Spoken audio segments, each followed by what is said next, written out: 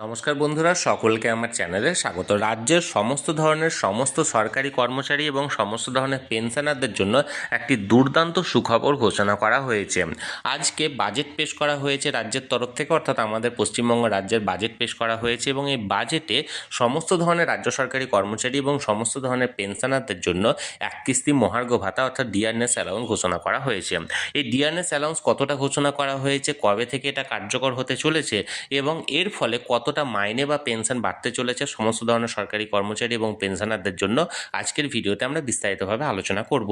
ভিডিওটি সকল ধরনের সরকারি কর্মচারী এবং সকল ধরনের পেনশনারদের জন্য অত্যন্ত গুরুত্বপূর্ণ, তাই প্রথম থেকে শেষ পর্যন্ত অবশ্যই ধৈর্য সহকারে দেখুন এবং ভালো লেগে থাকলে অবশ্যই একটি লাইক করুন এবং সকলের সঙ্গে শেয়ার করুন। আর সেই সাথে এই চ্যানেলে যদি প্রথমবার হয়ে থাকেন এই রকমের ইনফরমেটিভ ভিডিও আরও দেখার জন্য যারা এখনও পর্যন্ত এই চ্যানেলটিকে সাবস্ক্রাইব করেননি তারা অবশ্যই চ্যানেলটিকে সাবস্ক্রাইব করে নিতে ভুলবেন না। তাহলে চলুন আমরা বিস্তারিত জেনে নিই।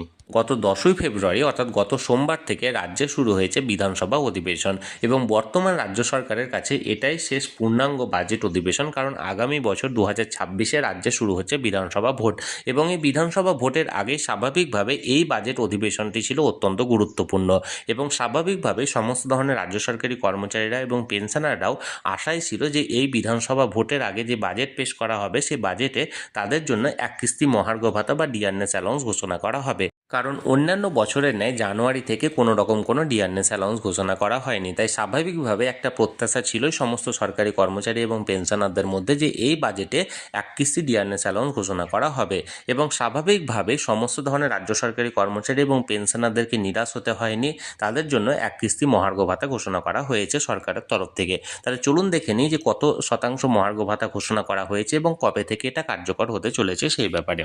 আজকে বাজেট পেশ করার সময় রাজ্য সরকারি কর্মচারী এবং রাজ্যের সমস্ত ধরনের পেনশনার এবং ফ্যামিলি পেনশনারদের জন্য 4% বকেয়া ডিএ ঘোষণা করা হয়, অর্থাৎ এক কিস্তি ডিআরএস অ্যালাউন্স ঘোষণা করা হয় মাননীয় অর্থমন্ত্রী চন্দ্রিমা ভট্টাচার্যের তরফ থেকে।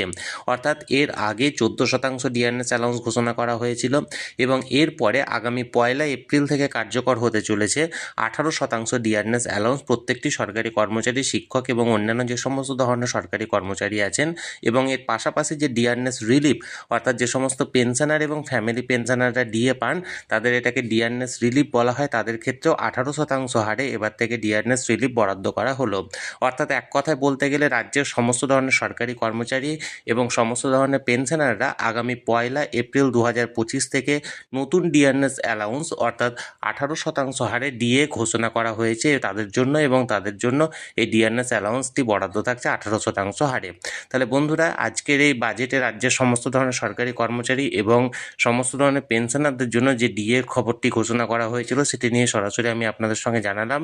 এই নিয়ে যদি আপনাদের কোনো কিছু বলার থাকে বা কোনো কিছু জানার থাকে অবশ্যই কমেন্ট করুন। আর আজকের এই ভিডিওটি ভালো লেগে থাকলে অবশ্যই একটি লাইক করুন এবং সকলের সঙ্গে শেয়ার করুন। আর সেই সাথে এই চ্যানেলে যদি প্রথমবার হয়ে থাকেন এই রকমের ইনফরমেটিভ ভিডিও আরও দেখার জন্য যারা এখনও পর্যন্ত এই চ্যানেলটিকে সাবস্ক্রাইব করেননি তারা অবশ্যই চ্যানেলটিকে সাবস্ক্রাইব করে রাখুন। ধন্যবাদ, দেখা হচ্ছে পরের ভিডিওতে।